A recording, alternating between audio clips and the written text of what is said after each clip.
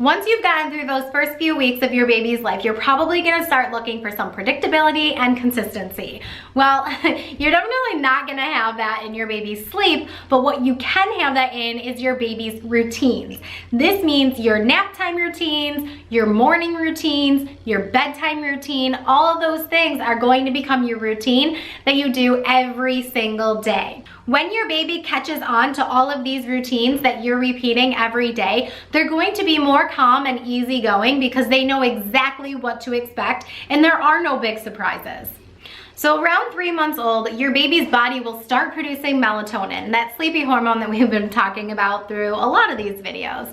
So when you have consistent routines for nap time and bedtime, those routines will actually trigger your baby's brain to start producing melatonin. When your baby is only a newborn, so the first 3 months old, your nap time routine only needs to be 5 minutes long. It can look something like this. When it's getting close to the end of your baby's wake window, so maybe 10 minutes before the end of the wake window, head to the baby's room and change their diaper.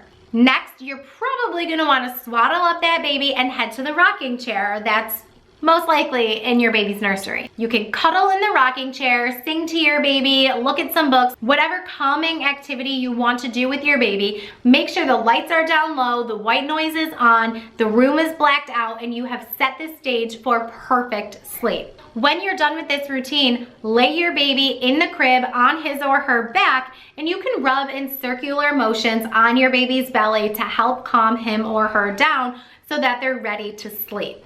And then they're asleep, you leave the room, and you go take a nap too. So there is your nap time routine. Obviously you can tweak it to what fits your life and your lifestyle, but for bedtime, we wanna do all of that, but a little bit longer. So you can start with a 10-minute bedtime routine, and as your baby gets older, it's going to turn into 15 minutes, then 20 minutes, and probably when they're toddler, it's going to take about 30 minutes, just to give you a preview of what to expect in the next few years. So with your baby, when it's bedtime, you wanna head to the bedroom and change your baby's diaper. At this point, you may wanna take out some massage lotion or maybe some oils and give your baby a nice infant massage. We'll get to tips and tricks on infant massage in a little bit, but for now, we'll just continue on with your bedtime routine. Once your baby has had that nice, amazing massage, now you can put your baby's pajamas on and then swaddle up that baby. Anywhere in this process, you can have your baby's last feeding of the day. So this can be done when your baby is just in his or her diaper, so you're having a little bit of skin-to-skin time. It can be done after the massage. It can be done after pajamas are on, and it can be done after the swaddle is on. But anything after swaddling is no-go for feeding. You want your baby to be awake and alert for this feeding and not completely asleep. But after the feeding and after being swaddled and in that nice cozy little cocoon, you wanna finish the routine. This means you can look at a baby board book, you can sing some songs together, definitely have some cuddle time, definitely sing some songs or hum. This is a time where you can have some music going in the room, but as soon as it's time to actually sleep is when all lights and sounds need to go off, white noise goes on, blackout curtains are activated. Once you've gone through the entire routine, lay your baby down in the crib and again, rub his or her belly in a circular motion. And if you can leave the room before baby's asleep, then go for it. But if not, just stay there until the baby falls asleep and then you can remove your hand and go. If you have a baby that needs to be rocked or held or nursed to sleep, that's totally okay in these first few months.